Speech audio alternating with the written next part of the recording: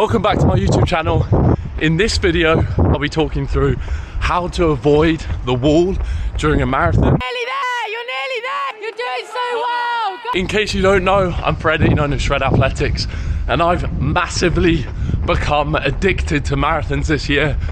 Well, I ran 2, but hopefully many more in the future. I ran London earlier this year in April and massively bonked. It was a horrible experience. And then more recently, I ran Valencia the other week, which was much more enjoyable. So today, I'll talk through the techniques that I used to have consistent splits throughout the entire marathon and avoid the wall. Let's get into it.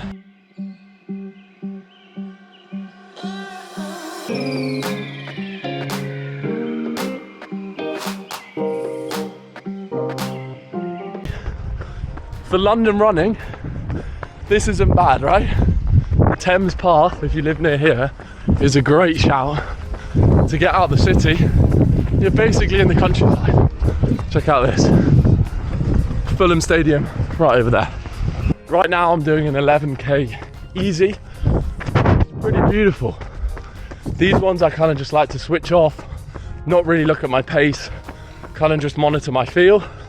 And over time, they are actually getting easier, which is a good sign. Now, just to compare exactly, I'll show you both the splits of London and Valencia. And interestingly, I actually ran the first half of London 2 minutes quicker than Valencia, but the overall time was 4 minutes slower. So it taught me a valuable lesson to not positive split marathons, don't go out too hard. And the trick is to really be patient in that first half. The other thing to note as well, when you run a marathon the correct way, your recovery is much faster. I was running 3 days after Valencia and my legs felt absolutely fine, whereas after London, couldn't walk for 2 weeks. So yeah, that was pretty rough. But it leads me on to my first point, which is training. It goes without saying, the more you train, the more volume you get in the week, the faster you're going to recover from your workouts, and that's going to really matter later on during the marathon distance. Now, me personally, I haven't been running a crazy amount of time, so I peaked out around 120 kilometers, but I know more experienced runners will go as high as 150 plus, 180, which is absolutely crazy. So you have to be patient with it and slowly build over time. The more important point about training though is trying to simulate the marathon distance. And this is really difficult because you're never actually going to run the full marathon in training. So you need to somehow replicate running fast later on.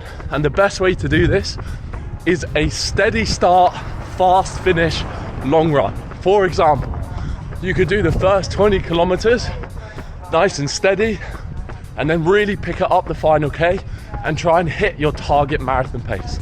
So in summary, the 2 points on training are volume and do your best to replicate or simulate the marathon distance during your training long runs. Don't just do your long runs at a nice easy pace. Hit marathon pace segments and hit marathon pace segments later on in the run.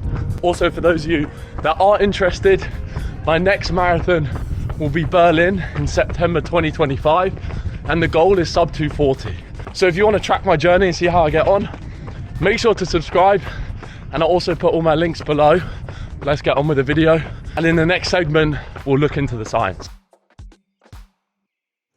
Right, into the science in how to get over hitting the wall and making sure that you get your fastest marathon time aligned with your own fitness. So first I thought I'd actually define what hitting the wall is. Often referred as bonking during a marathon, is a common experience where runners suddenly feel an overwhelming sense of fatigue, and it's often around the 18 to 20 mile mark or around 30 kilometers due to depletion of glycogen stores. Now, when you're running at a fast pace, you're using carbohydrates as fuel, and this burns through very quickly. And once it's fully depleted and you don't have regular fuel top-ups through gels, essentially your legs just stop moving. They feel very heavy, and often runners have to start walking. All this means is that you don't satisfy your full potential in the marathon distance. At the end of the day, us runners, that's all we want to do. We want a time that represents our fitness. So now on to a science-backed nutrition strategy to avoid full glycogen depletion.